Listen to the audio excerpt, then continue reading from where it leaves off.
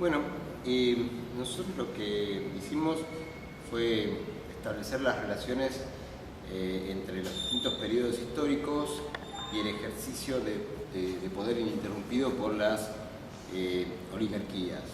En realidad, es una película que habla del poder que las oligarquías agroexportadoras y después diversificadas ejercieron y ejercen sobre las clases subalternas en Argentina. En Argentina tenemos dos grandes proyectos de nación.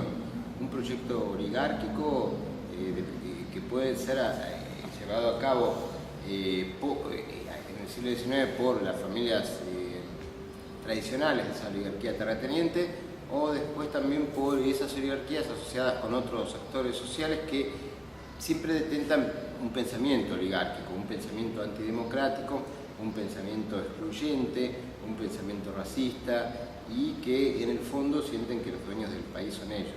Entonces, hay dos grandes modelos de país, un modelo de país oligárquico y un modelo de país industrializado, incluyente, pero que el ejercicio del poder necesario para crear este otro modelo de país se ejerce en forma interrumpida en realidad, o sea, por cortos periodos de tiempo, porque el otro país, el país oligárquico, tiene un ejercicio de poder en forma ininterrumpida y aborda todos los procesos democráticos y de industrialización con inclusión social. Bueno, la familia Martínez de Oz es la banda criminal más grande del país. Pensemos que la banda del Gordo Valor sería algo muy chiquito al lado de la banda de Martínez de Oz. Es un grupo de delincuentes que generación tras generación les enseñan en su familia a matar, a asesinar, a estafar, siempre todos estos delitos con motivos económicos, para apropiarse de las riquezas de la gente que mata, que secuestra, que desaparece. Por ejemplo, con las invasiones inglesas, Joseph, se llamaba así, Martínez de Oz, fue nombrado administrador de aduanas por Beresford, por el invasor inglés. Tuvo un cargo de funcionario con la administración inglesa de la ciudad de Buenos Aires. Después, el 22 de mayo de 1810, el mismo Joseph Martínez de Oz, el primero de la saga y el fundador de la banda, vota en el Cabildo Abierto del 22 de mayo de 1810 a favor de continuar bajo el yugo del reino español. Después hay un proceso muy interesante que nosotros lo probamos en la nueva película, de aprendizaje de esta familia. Hablamos de esta familia, por supuesto que no es la única, pero esta sería la más emblemática de esas viejas familias asesinas que durante los 200 años de historia del país siguen teniendo poder. Entonces hay un proceso de aprendizaje de utilización del ejército para matar, desaparecer gente. Esto está financiado con deuda externa y el motivo de estos asesinatos son apropiarse de las riquezas de esa gente.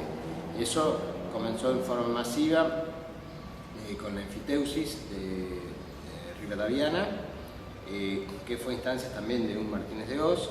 Después con Rosas tampoco le fue mal, porque enseguida se acomodaban, estaban bien. También Rosas, al fin y al cabo, era un estanciero nacionalista, pero era un estanciero. O sea, estos son estancieros, pero son totalmente cipayos, patrias, pero Rosas era un estanciero nacionalista, ¿no? Entonces ahí también les va bien, y bueno, después siguen haciendo grandes matufias, cada vez en forma más profesional, y ya el gran golpe lo dan con el gobierno de Nicolás Avellaneda y la campaña contra los indígenas comandada por el héroe de la guerra, como yo lo llamo, de la triple infamia, la guerra contra el Paraguay, que era Roca. Fue el gran héroe de la guerra por las tropas argentinas. Y bueno, y eso fue totalmente creado y financiado por la Sociedad Rural Argentina, cuyo primer presidente y presidente en ejercicio al inicio de los preparativos de la guerra contra el indio fue José Toribio Martínez de Oz. Bueno, entonces ahí se quedan con 2,5 millones de hectáreas de los indígenas, eso les da un poder enorme, y después también producto de la constitucionaria pereza y falta de intelecto creativo y bueno, estaban permanentemente viajando por todo el mundo. Nosotros tenemos los archivos fílmicos de la familia Martínez de Dios, estaban siempre viajando. Entonces después tienen grandes problemas económicos y tratan de resolverlos otra vez con otras acciones totalmente delictivas también, ya en el poder, ¿no? Había un Federico Martínez de Oz que fue gobernador de la provincia de Buenos Aires con la dictadura de Justo, que en 1935 él también era el líder de la Liga Patriótica, características filonazis. Después también estaban en una embajada en Biarritz, también habían hecho grandes contrabandos, o sea, siguen cometiendo ya delitos no tan importantes, pero continúan cometiendo delitos. Y bueno, y después tenemos que pensar que ya en 1976, José Alfredo Martínez de Oz, como jefe civil de la dictadura y a cargo del Ministerio de Economía de la Nación, crea una banda junto a otros amigos, por ejemplo Reinal,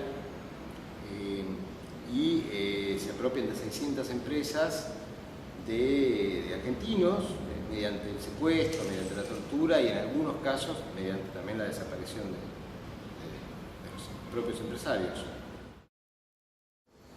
La familia Martínez de Oz se inició un juicio para prohibir una película y también para sacarnos un montón de plata. Para que haya un juicio tiene que haber un juez que haga lugar a una demanda. Si no, no es un juicio, es una demanda. Y efectivamente, de 4 jueces de la Nación, 3 fungieron como jueces en la época de Videla. O sea, fueron parte del cogobierno del Estado argentino a través de la judicatura. O sea, cogobierno por Martínez de Oz, que era ministro de Economía, ¿no? Entonces, es posible este tipo de persecuciones judiciales, juicios, porque todavía hay jueces de la dictadura que, además de haber sido nombrados en la dictadura, siguen siendo orgánicos a sus antiguos patrones. En el archivo de Indias, en Sevilla, encontré un libro muy viejo que se llamaba Almanac Mercantil, que fue editado en Madrid en 1806. Y entonces era el quién es quién del reino español, o sea, los más ricos. Y aparecían los más ricos en el reino, en Madrid, en todas las ciudades españolas, y después en las principales ciudades de las colonias, que en ese momento eran muchas, en 1806. Entonces en la Plaza de Buenos Aires, así lo llamaban la ciudad de Buenos Aires, aparecen 14 de los más ricos. En una línea aparece Joseph, con PH, Joseph Martínez de Oz. En la línea de abajo aparece Pedro Díaz de Vivar. O sea, hace 200 años, Joseph Martínez de Oz y Pedro Díaz de Vivar eran 2 de los 14 más ricos de la Plaza de Buenos Aires. 200 años después, el descendiente de ese Joseph, 2 descendientes de ese Joseph Martínez de Oz, nos hacen juicio a nosotros para que nos callemos. ¿Y quién es el que abre la llave de ese juicio? La presidenta de la Sala M de la Cámara Nacional Civil, la descendiente de Pedro Díaz de Vivar, Matilde Díaz de Vivar. O sea, 300 años atrás estaban juntos, ahora siguen estando juntos.